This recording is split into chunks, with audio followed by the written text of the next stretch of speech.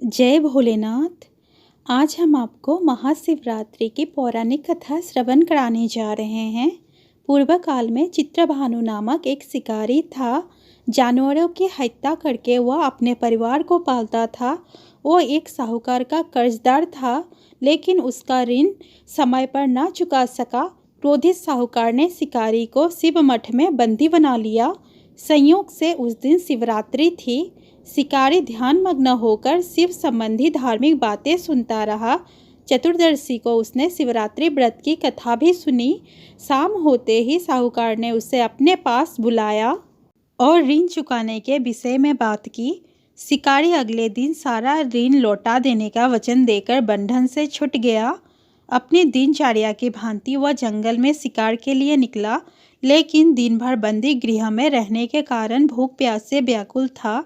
शिकार खोजता हुआ वह बहुत दूर निकल गया। जब अंधकार हो गया तो उसने विचार किया कि रात जंगल में ही बितानी पड़ेगी। वह वन में एक तालाब के किनारे एक बेल के पेड़ पर चढ़कर रात बिताने का इंतजार करने लगा। बिल्वा वृक्ष के नीचे शिवलिंग था, जो बिल्वा पत्रों से ढका हुआ था। शिकारी को उसका पता न चला। पड़ाव बनाते समय उसने जो टहनियाँ तोड़ी वे संयोग से शिवलिंग पर गिरती चली गई। इस प्रकार दिन भर भूखे प्यासे शिकारी का व्रत भी हो गया और शिवलिंग पर बिल्वा पत्र भी चढ़ गए। एक पहर रात्रि बीत जाने पर एक गर्भणी हिरणी तालाब पर पानी पीने पहुंची। शिकारी ने धनुष पर तीर चढ़ाकर जो ही प्रत्यंचा खींची।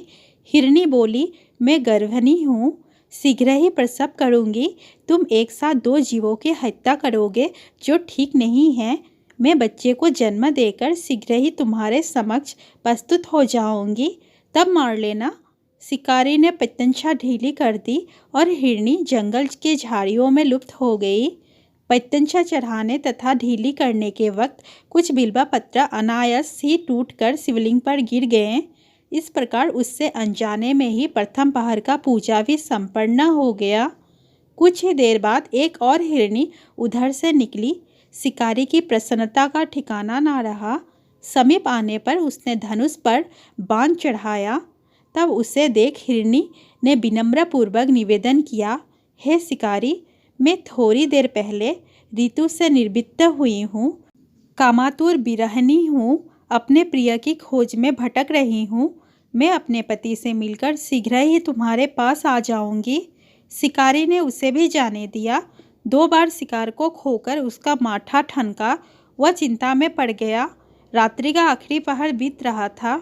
इस बार भी धनुष से लगकर कुछ बेलपत्र शिवलिंग पर जा गिरे तथा दूसरे पहर की पूजन भी संपन्न हो गई। तभी एक अन्य हिरणी अपने बच्चे के साथ उधर से निकली। शिकारी के लिए यह सुअवसर था। उसने धनुष पर तीर चढ़ाने में देर नहीं लगाई। वह तीर छोड़ने ही वाला था कि हिरणी बोली, हे शिकारी, मैं इन बच्चों को इनके पिता के हवाले करके लौट आऊँगी। इस समय मुझे मत मारो। शिकारी हंसा और बोला, सामने आए शिकार को छोड़ दूँ, मैं ऐसा मूर्ख नहीं। इससे पहले मैं 2 बार अपना शिकार खो चुका हूँ। मेरे बच्चे भूख प्यास से व्यग्र हो रहे होंगे। उत्तर में हिरणी ने फिर कहा, जैसे तुम्हें अपने बच्चे की ममता सता रही है, ठीक वैसे ही मुझे भी। हे शिकारी, मेरा विश्वास करो, मैं इन्हें इनके पिता के पास छोड़कर तुरंत लौटने की प्रतिज्ञा करती हूँ। हिरणी का दुख भरा स्वर सुनकर शिकारी को उस पर दया आ गई। उसने उस हिरणी को भी जाने दिया। शिकार के अभाव में तथा भूख प्यास से व्याकुल शिकारी अनजाने में ही बेल वृक्ष पर बैठा बेलपत्र तोड़ तोड़कर नीचे फेंकता जा रहा था। वो फटने को हुई। तब एक हस्तपुष्ट मृग उसी रास्ते पर आया। शिकारी ने सोच लिया कि इसका शिकार वह अवश्य करेगा। शिकारी की तनी प्रत्यंचा को देखकर मृग विनीत स्वर में बोला, हे शिकारी, यदि तुमने मुझसे पूर्व आने वाली 3 मृगियों तथा छोटे छोटे बच्चे को मार डाला है तो मुझे भी मारने में विलंब ना करो, ताकि मुझे उनके वियोग में एक क्षण भी दुख ना सहना पड़े। मैं उन हिरनियों का पति हूँ। यदि तुमने उन्हें जीवन दान दिया है तो मुझे भी कुछ क्षण का जीवन देने की कृपा करो। मैं उनसे मिलकर तुम्हारे समक्ष उपस्थित हो जाऊँगा। मृग की बात सुनते ही शिकारी के सामने पूरी रात का घटनाचक्र घूम गया। उसने सारी कथा मिग को सुना दी। तब मिग ने कहा, मेरी तीनों पत्नियों जिस प्रकार प्रतिज्ञाबद्ध होकर गई है, मेरी मृत्यु से अपने धर्म का पालन नहीं कर पाएगी। आज जैसे ही तुमने उन्हें विश्वास पात्र मानकर छोड़ा है, वैसे ही मुझे भी जाने दो। मैं उन सबके साथ तुम्हारे सामने शीघ्र ही उपस्थित होता हूँ। शिकारी ने उसे भी जाने दिया। इस प्रकार प्रातः हो आई। उपवास, रात्रि जागरण तथा शिवलिंग पर बेलपत्र चढ़ाने से अनजाने में ही पर शिवरात्रि की पूजा पूर्ण हो गई।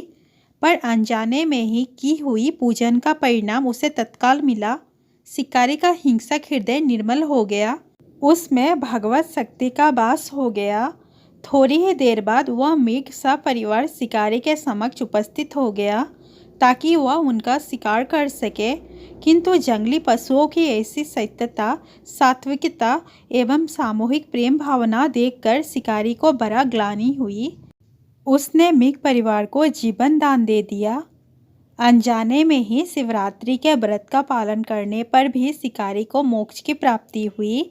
जब मृत्यु काल में यमदूत उसके जीव को ले जाने आए तो शिवगणों ने उन्हें वापस भेज दिया तथा शिकारी को शिवलोक में ले गए।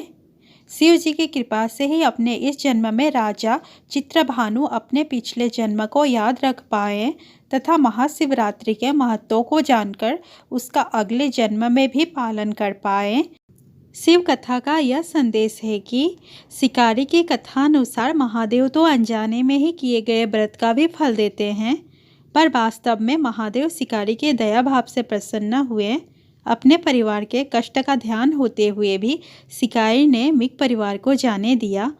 यह करुणा ही उस शिकारी को उन पंडित एवं पुजारियों से उत्कृष्ट बना देती है जो कि सिर्फ रात्रि जागरण, उपवास एवं दूध, दही, बेलपत्र आदि द्वारा शिव को प्रसन्न कर लेना चाहते हैं।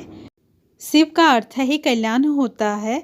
उन निरीह प्राणियों का कल्याण करने के कारण ही वह शिव तत्व को जान पाया तथा उसका शिव से साक्षात्कार हुआ। प्रेम से बोलिए उमा शंकर की जय। दोस्तों, वीडियो अच्छा लगा हो तो प्लीज़ वीडियो को लाइक, शेयर और चैनल को सब्सक्राइब करना ना भूलें।